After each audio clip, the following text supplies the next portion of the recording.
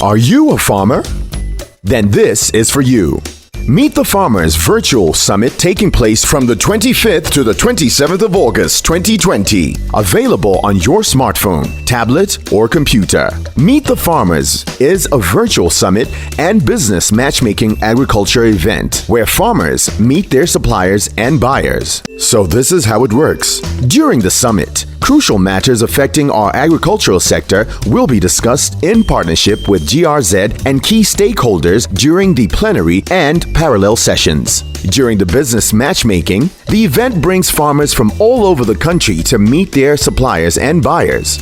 Meanwhile, the suppliers and buyers will set up their profiles online to showcase products and services they supply or buy. The farmers are then linked to their suppliers and buyers based on what they farm. They meet online using video link on a one-to-one and one-to-many basis.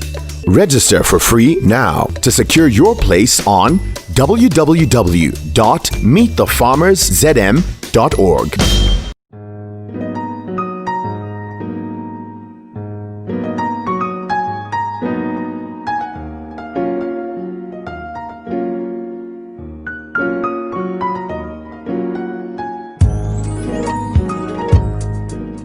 Very well, all the three plants, part of the plant are very useful in the use. And, you know very well, although we use also here in Zambia the cassava leaves to eat them. But if you visit our neighbor here, DRC, that's a huge business, and even they export to Europe and then to be able to serve the market, which is big. Obviously, we know very well, all of us, those are source of plant material we are using to be able to go. And then the third part, which is the most in industries, and that's advantage of cassava. And then secondly, although maybe not yet familiar, we here in Zambia, but we are developing yellow cassava, which normally has the carotene content, which can help to mitigate the malnutrition we have in the country as well. So you could say, I'm trying to say, this is a unique plant. We can have all three plants, part of the plant are very useful. So what could be then can improve the productivity? And then to help to do the commercial per hectare. So that aspect we need to work hard to be able to really go to that level. We have to increase market opportunities for smallholders, you know, where our farmers are located in different places. So to be able to sell their produce, we have to get a market which we can be able to access. And then can you go ahead, please? Yes, so if I start then on what technology do we have, can you be able to help to improve the productivity, which is a key aspect of the whole process. So we have, first of all, to have improved varieties which are pest and disease resistant. You know very well, here we have in this country, for example, Zari is responsible to be able to raise varieties, but you have ACCI, which has the responsibility of inspecting, as they are doing on maize. We have been trying to work on that system to make sure we have a kind of inspectors who can inspect the clean seed. And those are one they can be able to move downwards. And you will see, for example, you have farmers, you have NGOs, and you have seed entrepreneurs. Those ones that can be able to access those seed, and then they can do multiplication. And then it can go down to the farmers, NGOs, all those different companies want to be interested in cassava business, so we can have that system established. So and then you generate money, because you know to be free seed, it will be free seed you are going to sell to be able to everybody to access it, and there is a business as well. So you could see that we can be able to establish that one, and then there is a huge demand of plant materials, and then you can be able to help everybody along the value chain to be able to get satisfied. And currently, you know, there's a huge demand because of the market is there, and then there is a huge demand of plant material which are clean. So can you go ahead? So I'm trying to say, based on that, then the commercial cassava could bring a lot of economic benefits to the country, looking at the immense potential the crop has. This is because the crop has a wide range of product variation from industrial utilization and the consumption. Can you go ahead, please, to another slides? Yes, so that's the potential of cassava you can offer. You can see we have two we have two cycles. I have the inner cycle, and then you have outside cycle. The inner cycle has a different product. We have, for example, donuts, which normally easy done at a household level. You have what we call meat pie. You have the bread. You have the queen cakes. You have another aspect, maybe, for example, livestock feed, to do that commercialization and production, as long as we work together as a team, networking, to make sure information is available, and then we can be able to do that. Can you go ahead, please? Yeah, so then let me give a simple example of what we are doing just here at our office. You could see we have what we call a youth, trying to help them to understand how we can make business from agriculture. You can grow cassava, then you have your roots, and then just you peel them. After peeling them, we have a grating machine. This high quality cassava flour is a byproduct, is a cassava-based product you get, which normally is different from this flour our farmers, our parents are producing in the village. We should be having same characteristics, which enables you then to develop this kind of product. You can see these ladies, youth, they are producing different product you can be able to sell at schools. You maybe this program, school feeding, for example, you can sell them in the shops in the village, in the rural area, as well. You can supply supermarket. So you could say already you are creating some kind of job and skills along with the youth and even farmers or whoever you're interested. This shows how you can be able to, you pick one element, you can be able to create a business, and then you can sell cassava. Here you are touching the production, the processing, and the market as well. So you could see this is a very good advantage of really be investing in the cassava business. Can you go ahead? Continue again. Yes, then maybe this is my last slide. Oh, no, yeah. So here is what I call, the mobile system. This is, again, a new innovation, which IT now we are trying to help to be able to facilitate the farm gate processing, reduce post-harvest losses, and reduce environmental pollution. And that machine, that vehicle contains different type of machines, which can process a different product. You can produce, you have chippers, and then you can be able to bring the machine in near the farmers, and they can process, and it becomes easily.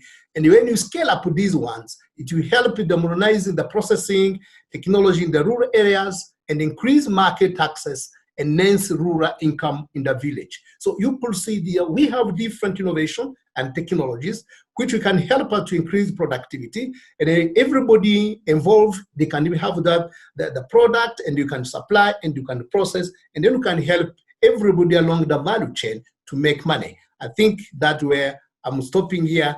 We can share later up to the discussion. The last, if you want to get more detail and information, please, we are located at Kabangwe. You can be able to come and visit us. You are most welcome. Thank you. Presentation, and thanks so very much for that presentation, Dr. Phineas. First and foremost, you did highlight key steps towards production and commercialization of cassava. You did talk about the importance of productivity, the need to raise productivity from around 5 to about 20 or so.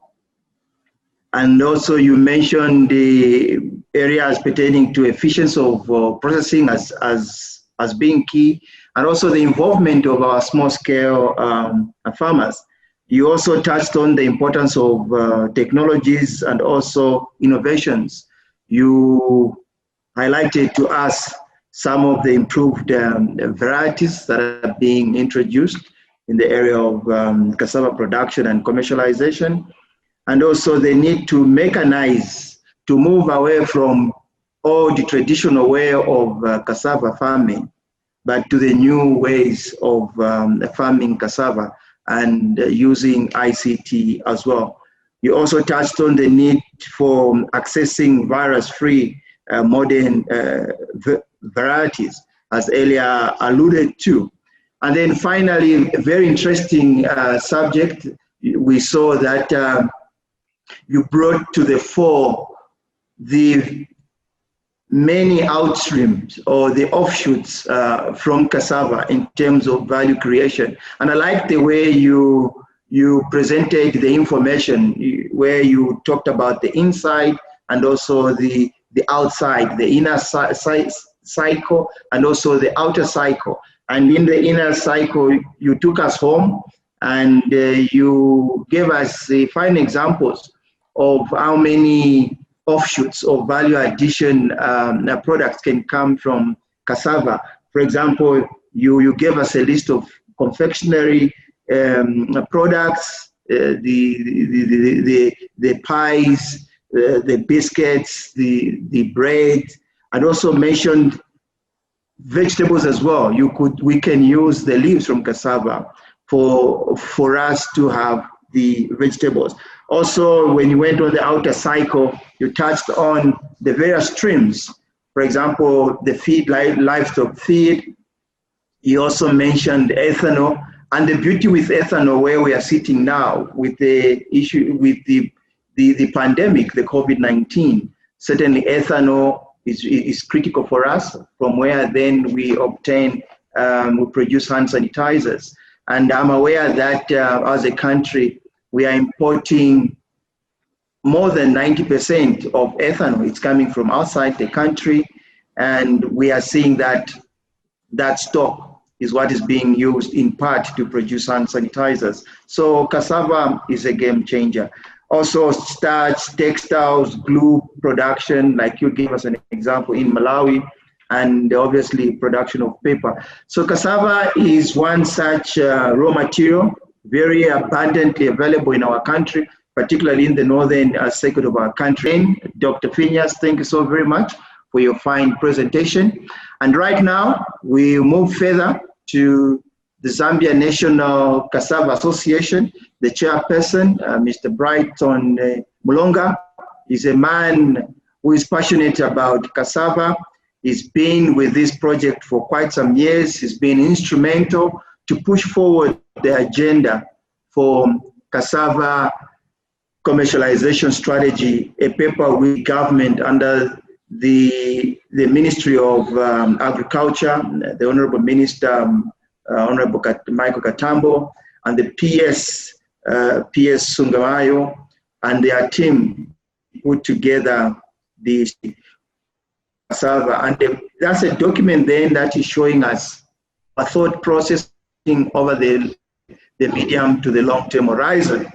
That said, may I now call to the screen Mr. Bright Mulonga to give us his thoughts on cassava production and commercialization. Over to you. Thank you so much. Thank you very much, Bwana Facilitator. Indeed, I would love to do a presentation more or less like an overview, looking at production, what it is, where we are, as well as commercialization, just some of the insights on cassava commercialization in the country. We are, as a nation, reached a stage where we can confidently say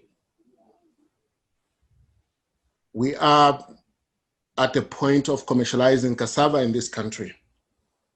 So let me just talk about the evolution of cassava.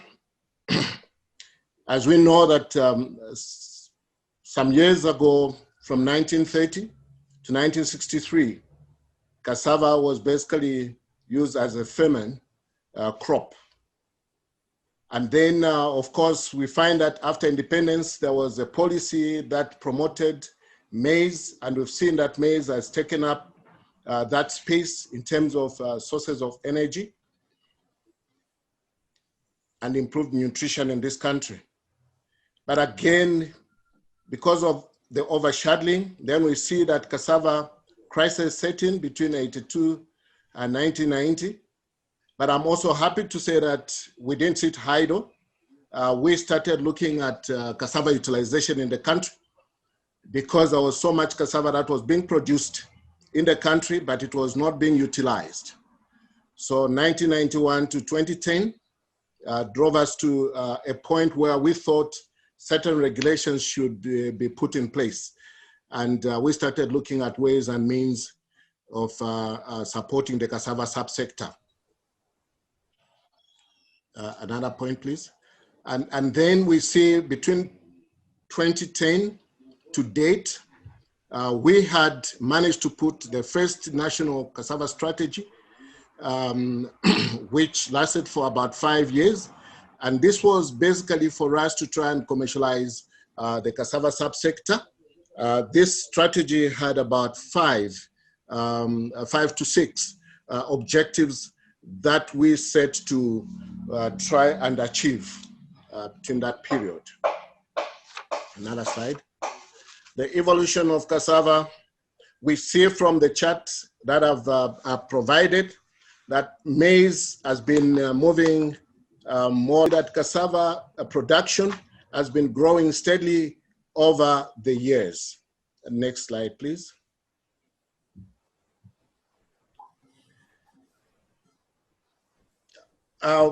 May I just talk briefly to complement what Dr. Ntaulunga presented, because that was more detailed on production. But just to give an overview of cassava production and systems, we tend to see that cassava is grown by about 33% of the many households that do farming. And that represents about 1.5 to 1.6 million farming households. And then we go on to production is primarily for food with minimal for commercial purposes. And this is a more reason, I think, as we look at all these interventions we are talking about. Then cultivated less than 1 hectare, mainly by rural households, and also sometimes just half an hectare. And maximally, we have achieved maybe 7, though we are seeing that changing at the moment. Then farmers plant mainly local varieties, and this is so much worrying.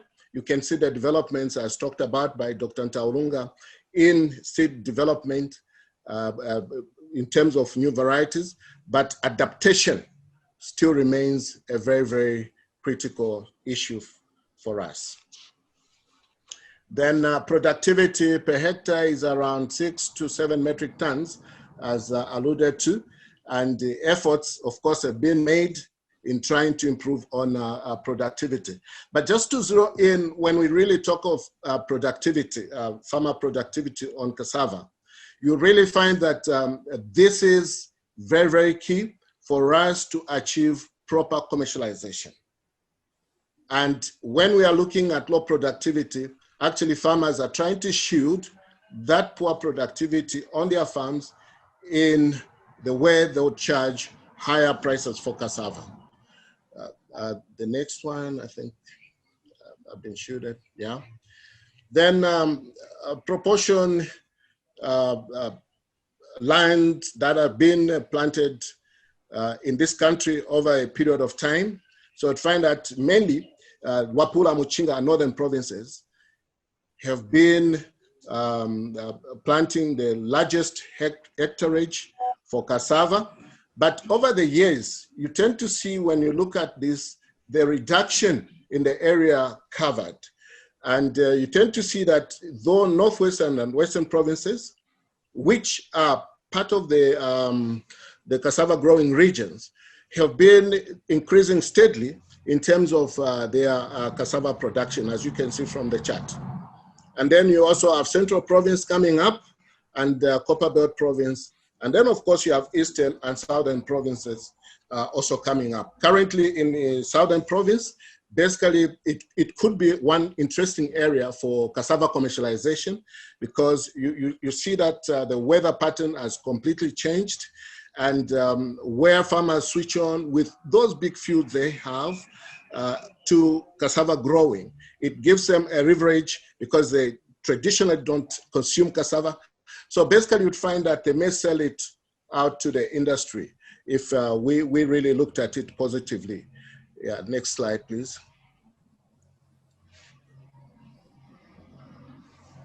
We'll move to the next slide. Let me also look at quantity of raw cassava which is being marketed. Generally, we say in Zambia, we produce up to about 1 million metric tons, though we've gone to about 3 million metric tons based on fresh cassava. And that gives us to almost about 1 million metric tons of dried cassava, which is readily available to the market. 92% of what we produce is basically consumed by those rural households. Another one, 8% goes to commercial activities, and 3% for fresh and human consumption, 1% for processed meal, and then we also have 1% for industrial use. And industrial use, of course, we have in this country where cassava is used for paper, cassava is used for animal feeds, as well as cassava being used for other industrial purposes. We move on. And then we also have 1.95%, which goes towards exports. But here we also have quite a lot of informal trade, which is happening across borders. Another piece, please. What are the major challenges that we keep facing in this cassava subsector? Limited effective demand for cassava, and in 2010, industrial demand for cassava and its byproduct was at 150 metric tons. And now that demand has slightly gone up by 314,000 metric tons per annum. We also have the limited marketable surplus. As you are aware that most of the cassava that is produced is consumed by the producers themselves. Then we also have low productivity, as alluded to earlier on, myself as well as Dr. Ntaulunga, and then limited coordination among farmers and other key players. Then we also have limited availability, market information, and then we have poor methods of processing of cassava. Then we also have, as a challenge, limited storage and trade infrastructure. Though at the moment, we have seen what CEC has done in some of the cassava producing areas. They've put up very nice infrastructure in terms of storage, and we hope that good quality cassava or processed cassava will be stored in those storage facilities. And then we also have limited access to finance or no access to finance at all for the sector. Then we also have no innovations in this sector in terms of what you can get out of this cassava. I know Dr. Ntaulunga has given quite a lot of products, but that information is lacking among the many cassava processors and cassava producers.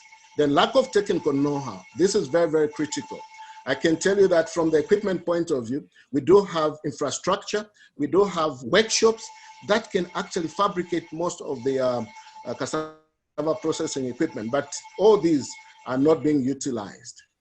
And then we also have the conflict on sources of production and productivity figures. This is very, very live. You would see that the 11 metric tons and the 6.8 metric tons that we are alluding to, these are figures that were brought out a long time ago, years ago. But we seem to have a challenge with the CSO figures, and would want to address this issue so much that we know exactly what yield can be attained from 1 hectare. We know from the research point of view, we can go up to about 40 to 45 metric tons. There are some little farmers that have managed to get up to those yields in some areas.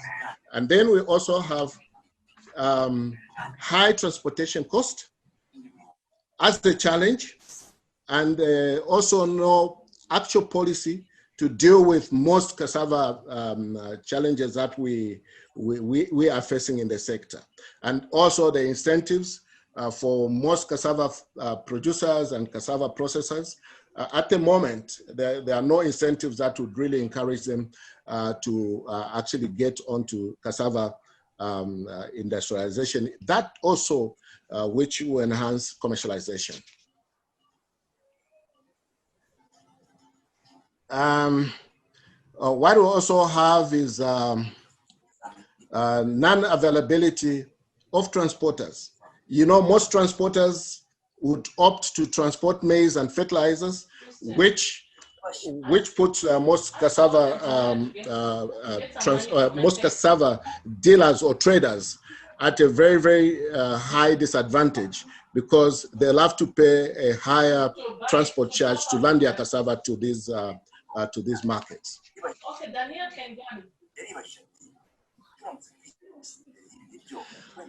What are the focus areas to try and address some of these issues that we are talking about?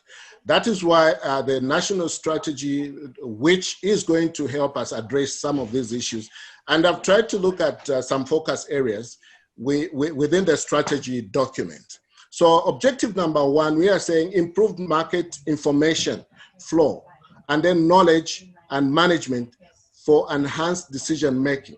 You'd find that those that would want to play a role in the cassava subsector, they may not get the information that would help them make decisions. Mr. Mulonga, can I give you, sorry, Mr. Mulonga, can I give you 2 minutes to wind up? All right. Quickly give me that. Then we have number 2, improved access to finance, which is up to about 80% in the next 5 years. Then number 3, build capacity to improve value chain performance and sustainability. Then number 4, it's enable the strategy implementation by establishing platforms for private-public dialogue. And then number 5 is to improve linkages within the value chain and increase global production, processing, and commercialization. And then we also have to strengthen research and development and extension service, just like exactly what Dr. Taulunga has presented. And then objective number 7 is basically to look at increase the participation of women and the youth in the cassava value chain. Basically, when you look at who do we have to work with to try and achieve this commercialization aspect, we have the coordination by Zanaka, but we also have the Ministry of Agriculture as being key in all these and other line ministries. Please, can I have quickly those? And cooperating partners, NGOs, processors, and farmers. As Zanaka, we are trying to bring all these key players together to try and make sure that we have a proper direction, a clear direction on some of these things. Last slide, please. Thank you very much. Good. Thanks so very much, Mr. Brighton Mulonga. I know with you, if we had to give you the space on cassava, you take the whole day. You are so passionate about cassava, my brother. Thanks so very much for those insights. It's encouraging to see what you've taken us through this subject, from the overview of cassava from the 1930s and 1963. Very good information that you've provided to us. You spoke about production, challenges, the focus areas, so much rich information around cassava. Thank you so very much, Mr. Mulonga, for those fine insights. I can see we have Mr. Festus Musonda, who is now standing in for the Honorable, he's covering in the space for the Honorable Nixon Chilangwa, who is not joining us this afternoon. And in this place, we have Mr. Festus Musonda. Sir, we are delighted to have you join us this afternoon. And we know that your involvements are in the area of the private sector, from involvement with the commercial side of our economy, from the trade fair, pushing that agenda on value addition and industrialization. We really appreciate that, and we cannot have a better representative of Kava for another passionate leader in the name of Honorable Nixon Chilangwa. So, Mr. Festus Musonda, we're glad to have you. Under 10 minutes, we would like to have you share with us your thoughts on cassava production and commercialization briefly under 10 minutes. Thanks so very much, Mr. Festus Musonda, for joining us. The floor is now yours. Yeah. Thank you very much, and good afternoon to the panel. Afternoon. Can you hear me?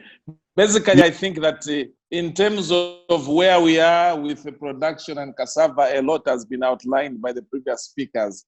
And I must admit that filling in the big shoes for the Honorable Minister, not that I've got any written speech from him, but I'll just try to make sure that I can contribute the best of my knowledge. I'm an industrialist at the moment developing the Sub-Saharan Industrial Park in Ndola. And among other projects we're looking at is really value addition and also development of processing of cassava. As you will know that indeed cassava production in many countries has been increasing, but the conversion of cassava, especially in terms of high value commodities like starch, for domestic and international market has been very little. It is estimated that 60 million tons of starch is extracted annually from the various cereal, root, and tuber crops like cassava, which is used for surprisingly diverse products, such as stabilizers for soups, frozen foods, coatings for tablets, medicinal that is, and paper, stamps and plywood adhesives, hardeners for textiles, raw materials for making ethanol as outlined by previous speakers, and even as binders for concrete. But 10% of this type of starch comes from cassava roots, a more well-known crop as outlined, and the staple food for millions of the low-income rural people in Africa, Asia, Latin America as well. Now, with the current annual production of cassava roots in the world reaching about 200 million tons, the Food and Agriculture Organization actually has confirmed that the economic importance of cassava starch production is very, very significant, and that in terms of converting it to starch, cassava is relatively inexpensive as a raw material, but can be converted into these high value starches. Many developing countries like Zambia, as we heard, can strengthen their economies and increase the income of cassava growers, okay? But compared with the starch from most other plants, cassava starch has better transparency and viscosity. It is very stable in acidic food productions.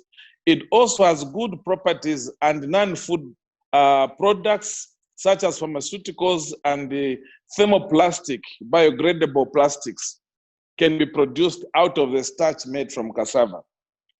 But then, one may ask the question, why are we not doing industrialization in Africa to achieve this?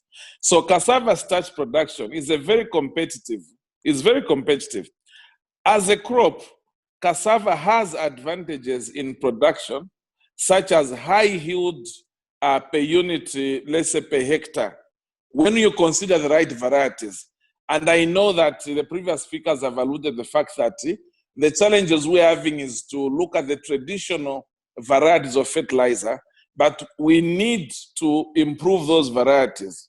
We know that cassava, for example, is drought tolerance and adaptation to poor soils, and also great flexibility in planting and harvesting. It is highly competitive as a source of starch. Its roots contain more starch than almost any other food crop on a dry weight basis. And the starch is easily extracted using some simple techniques, if you like. We can also look at cassava as an export product. At the moment, prices, for example, in Europe and the USA can amount to about $200 to $225 per ton. But of course, the downside of cassava, you can see that when you add value, it becomes a starch. It's very competitive to transport it to the markets.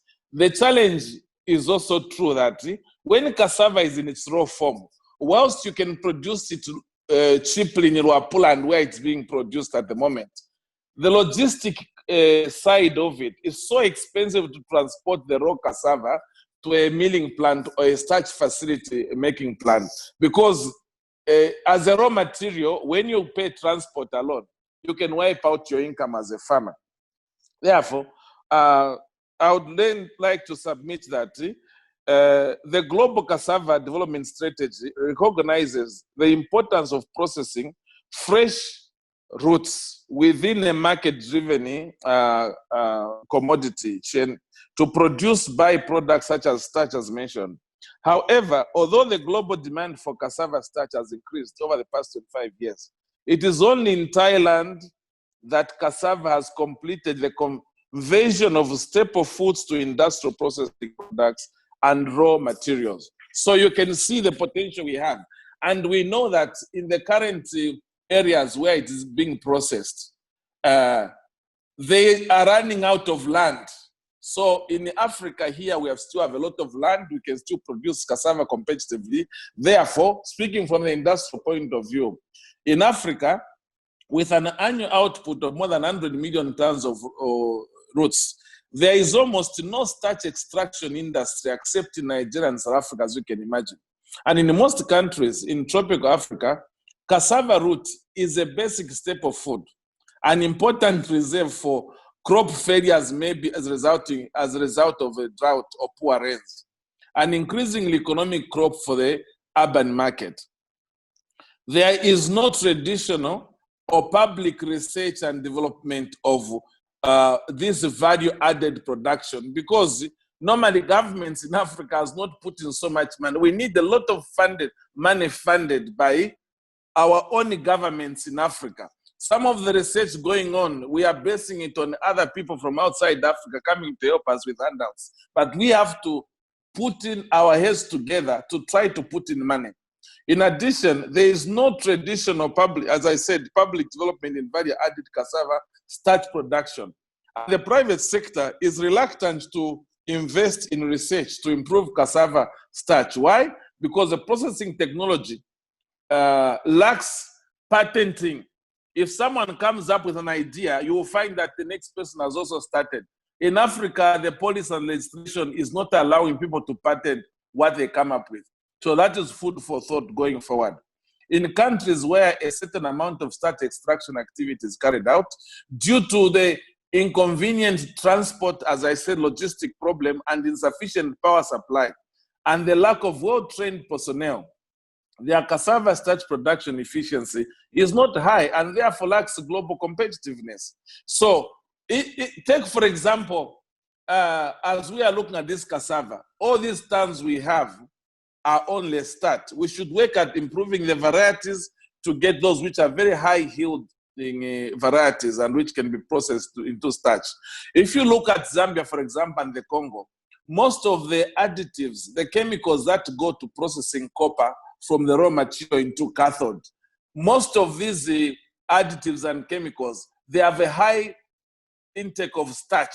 So you can imagine that we can use starch production in Zambia and Congo and Africa to substitute all these imports of high expensive chemicals coming to our mining industry. It means us localizing jobs. It means us substituting imports, isn't it? And retaining our value in whether it be a kwacha as our currency. If we're able to use cassava and develop the value chain and produce chemicals that the mining sector spends so much of, first, they are very pricey, and just logistics of bringing them 2,000 kilometers inland into this part of the world.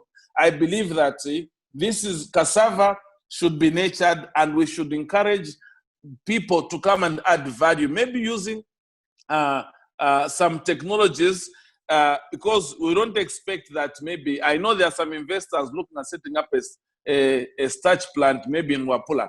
But you see, you cannot just develop a starch plant today costs between $8 to $10 million.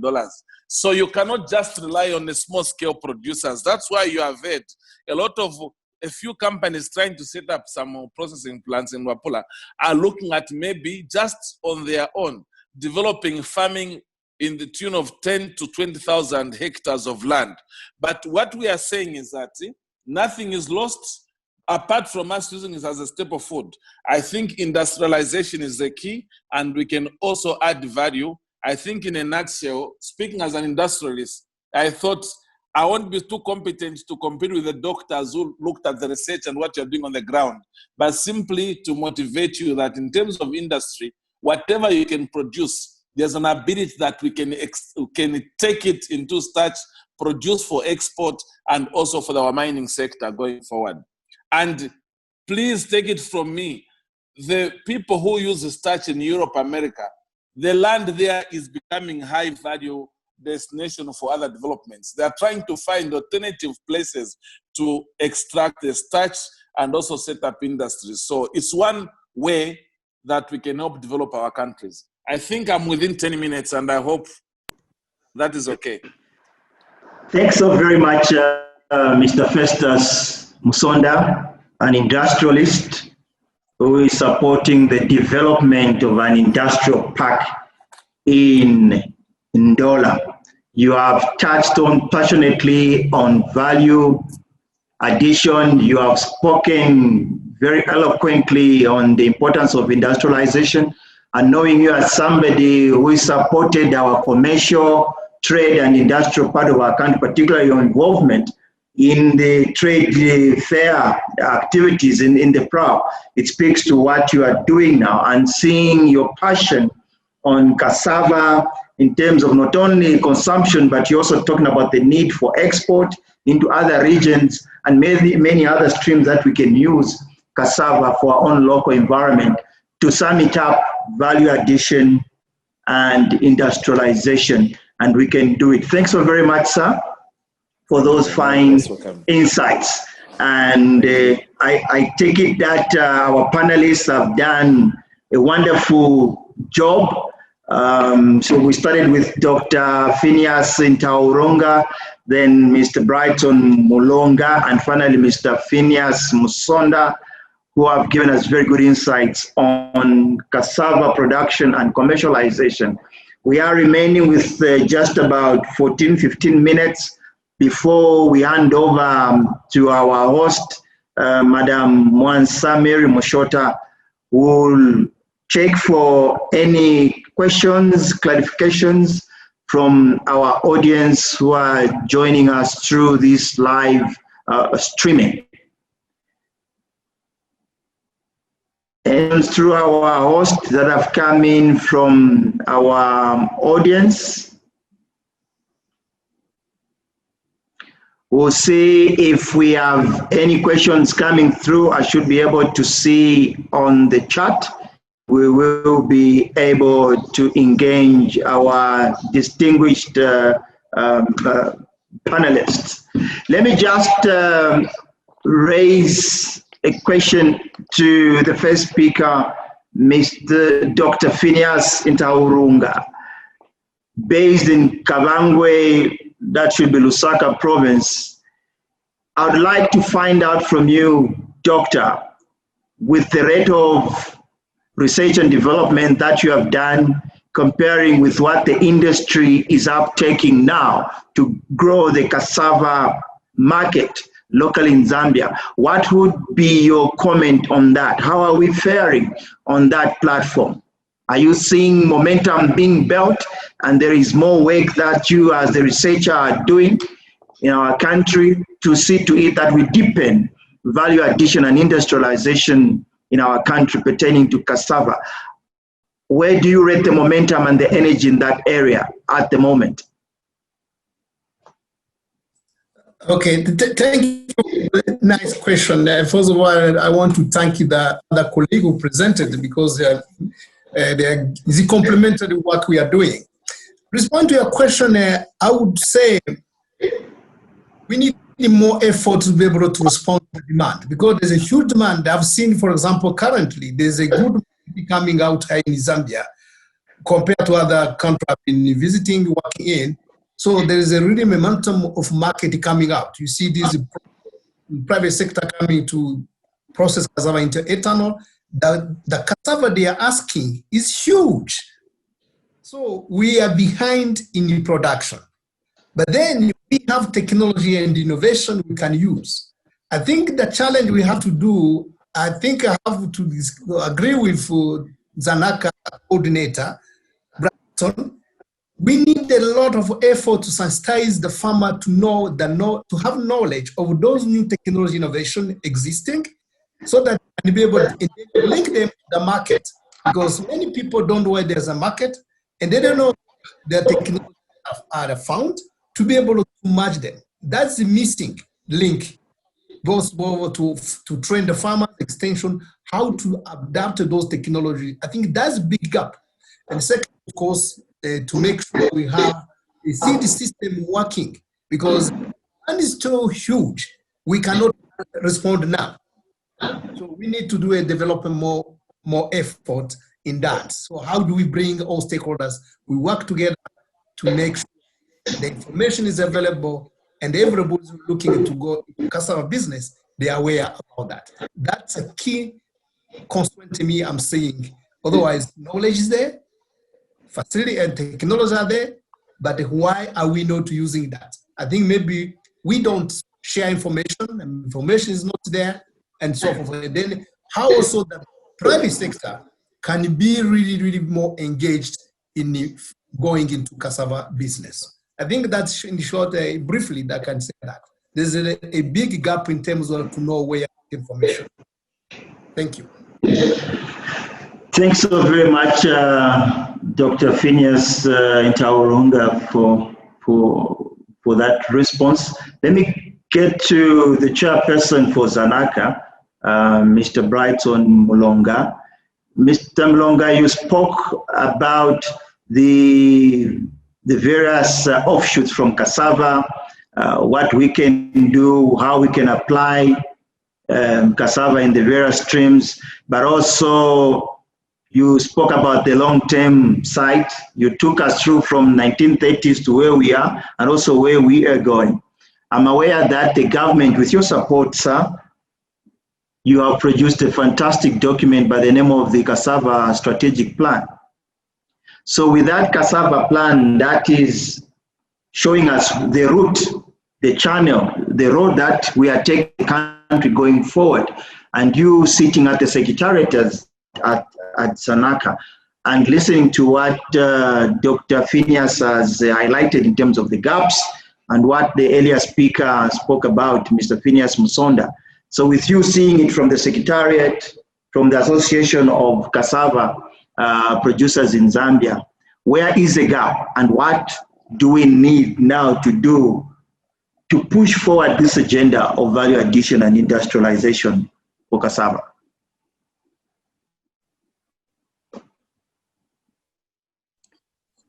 Thank you very much, Facilitator.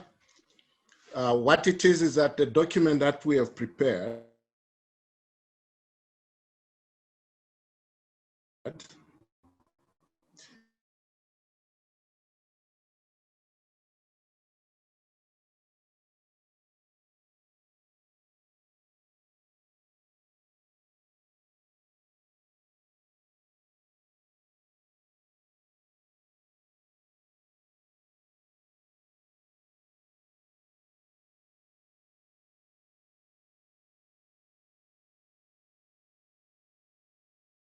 level of going on over a period of time in this country.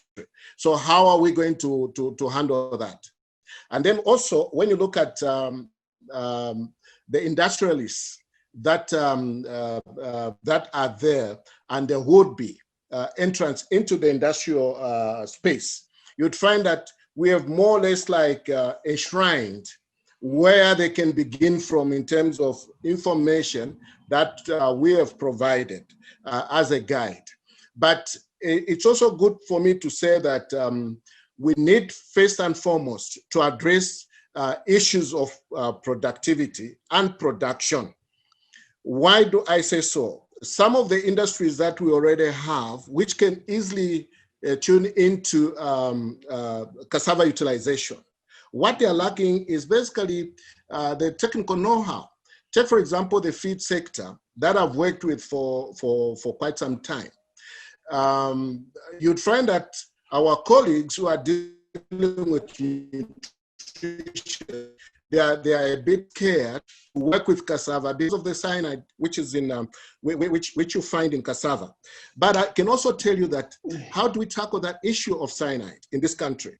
If you picked your samples and went around to try and have it analyzed, we do not have that capacity to be able to analyze like within a day or within 24 hours. So these are some of the things that we've tried to address, even as we look at it. It's a more detailed approach that we have. I'm quite sure with enough time, we can break through that. Exactly. No, thanks so very much, Mr. Brighton Mlonga. I'll just quickly go to Mr. President with this specific question on industrialization and the fact that you are developing these industrial parks. Would you share with our audience what is the best region in Zambia for cassava farming? What would be your feedback? Basically, can you get me? Yes. Can you get me? Okay. Yes. Basically, as I said, that cassava, the goodness with cassava is that it's tolerance not only to drought, but it's also tolerance to the soils. You can grow it almost anywhere. In Africa and Zambia in particular, you know, you have grass grows on without fertilizer. There's a grass. If grass can grow, it means cassava can also grow everywhere. But the point is that in terms of production of starch, if you have to set up a plant, the plant can be set up close to where the raw material is being produced. Why? Because to take the raw cassava to the plant is very far away unless you semi-process it. So cassava can be developed. The only thing, as identified by the other speaker, is that we need to deal with what kind of variety of cassava do we need to go into the starch production. So immediately we should start doing research into coming up with certain varieties. The indigenous cassava we have, we can also develop with some other varieties from elsewhere, just like we have done with maize seed and everything. So it's not rocket science here, but we need funding to colleges, universities. I want to see a day when I can have technologists in cassava be graduating, whether in Wapula or in Western Province, a day when we are going to have scientists developing various foods and medicines of cassava. So for now, the industries are here. They want to develop starch, but you can imagine just one plant for starch, if it was to come to Rapula, you can have 100,000 households developing cassava. We need to have every single rural household growing even not even a half a hectare of cassava. They'll be able to eat and sell. We joke, staff has the ability to extract. Women would rather sell the cassava when it's fresh because they are assured of income at the bus stops. When it dries, they cannot transport it. People don't know how to eat it. But for us, there's opportunity that in Europe now, the land, they don't have enough land to grow this cassava where it has been. Thanks so very much, Ms. Thompson. Thank you very much. Thanks so very much for those feedback. I think we can go on speaking. We've got very passionate speakers. I just want to thank you all, the speakers. Because of time, we are 3 minutes past cut time at 5 to 4. Thanks so very much, Dr. Phineas. Thanks so much, Mr. Brighton Mulonga. Thanks so much, Mr. Fistus Musonda. I've been your facilitator, and I quickly now hand over to Madam Mwansa Mary Mushota, who is our host. Madam Mwansa Mushota, over to you. Thanks so very much, everyone. Thank you so much. Thank you. Thank you. Thank you. Thank you, everyone, for joining us for this very informative workshop. I would like to thank our speakers, Dr. Phineas Taurunga, Mr. Festus Msonda, and Mr. Brighton Mulonga for joining us. And of course, our facilitator, Mr. Ezekiel Sekeli. Participants are kindly urged to go to the agenda on Hoover and participate in the workshop evaluation course. My name is Mwansam Shota, and I have been your host for this workshop. I thank you once more. Goodbye. Thanks so very much. Goodbye, everyone. God bless. Okay. All right. Thank you very much, everyone.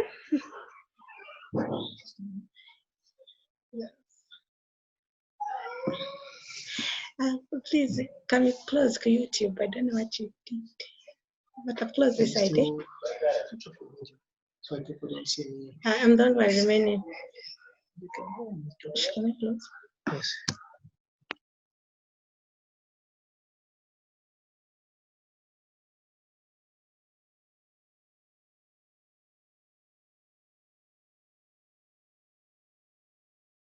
I don't know what you did. But I've closed this side.